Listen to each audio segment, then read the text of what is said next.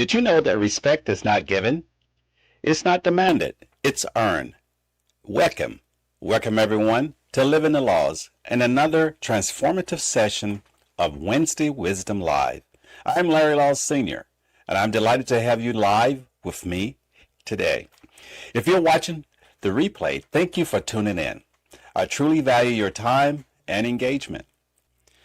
Today's topic takes us deeper into the journey of leadership with another important principle of John Maxwell 21 Irrefutable Laws of Leadership, the law of respect. John says people naturally follow leaders stronger than themselves. And that's not about muscle. It's about vision, conviction, competence, and integrity. Let's take this concept to the chessboard. In both leadership and chess, the pieces don't simply obey because you tell them to. They follow because they recognize your skill, your strategy, and your ability to guide them towards victory. One of the most respected chess openings in history is the Ruy López.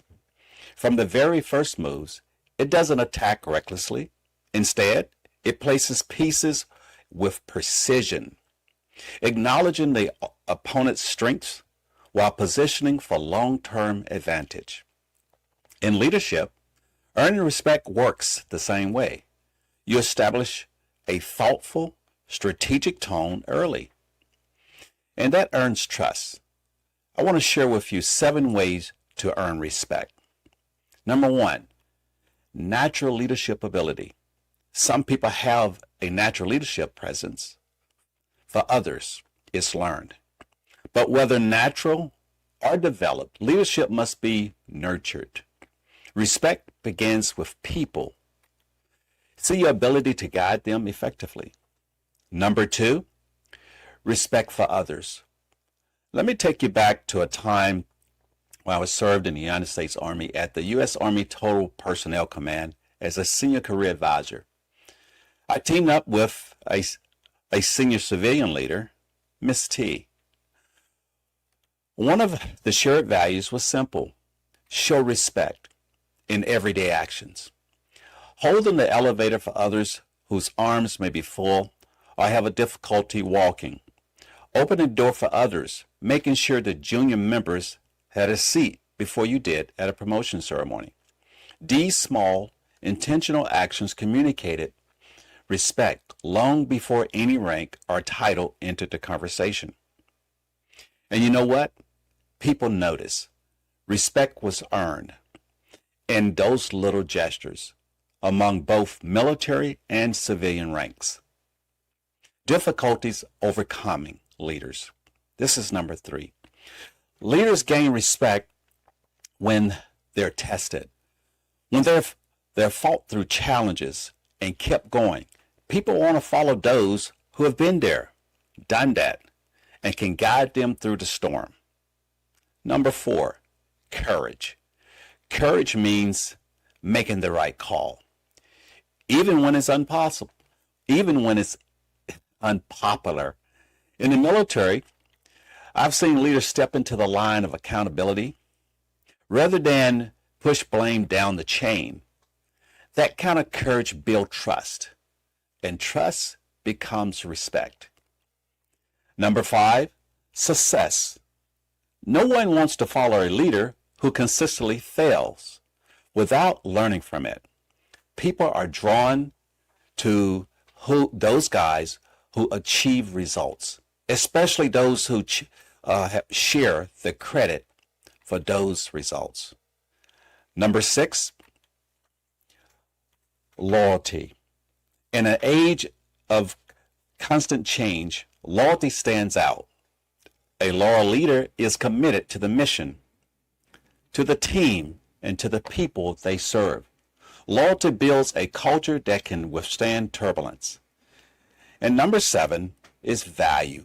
Value added to others. This great source of respect is adding value to people's lives.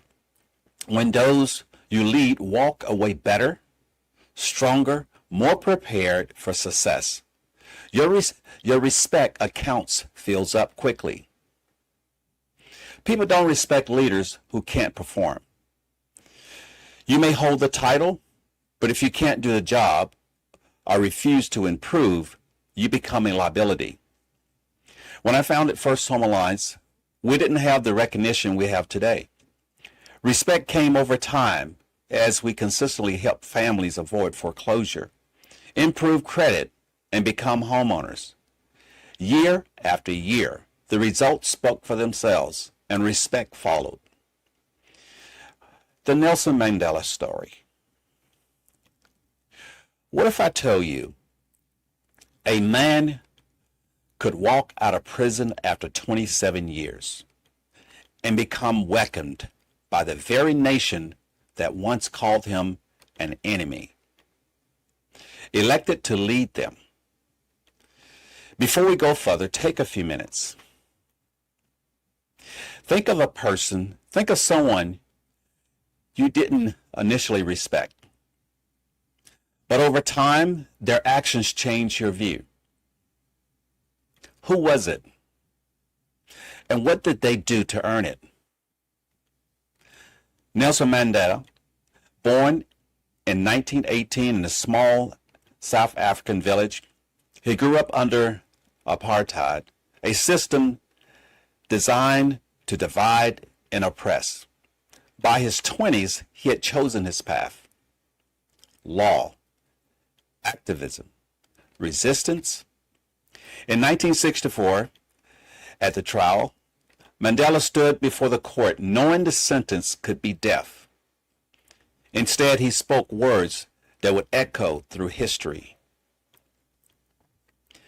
I have cherished the ideal of a democratic and free society. It is an ideal for which I am prepared to die. The court spared his life, but sentenced him to life in prison, 27 years.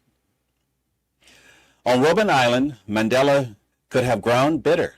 Instead, he learned the language of his captors. He listened. He understood their fears.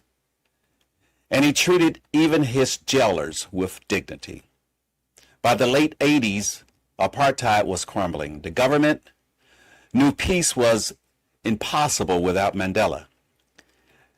1990, he walked free. And instead of calling for revenge, he called for unity. Let me ask you, if you were in his shoes after decades of injustice, could you sit at the same table with those who caused you pain?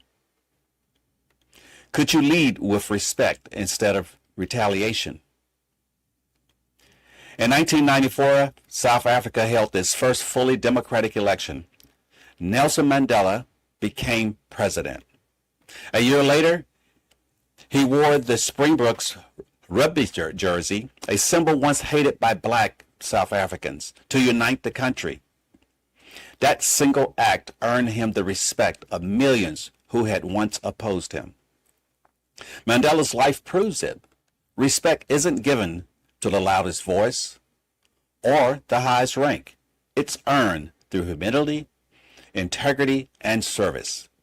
In closing, whether you transition from military to civilian life, stepping from management to leadership, or moving from employee to entrepreneur, remember, great leaders are not made in moments of crisis. They are revealed there. Leadership is forged long before in the quiet, consistent work of character and competence. Here's your challenge. Think of one relationship in your life where respect has not yet been earned. What is one action you can take this week to build that respect? Not through force, but through service. Because you can earn, but you cannot learn. What I would like for you to do is to take that, because you can demand compliance, but you cannot demand respect.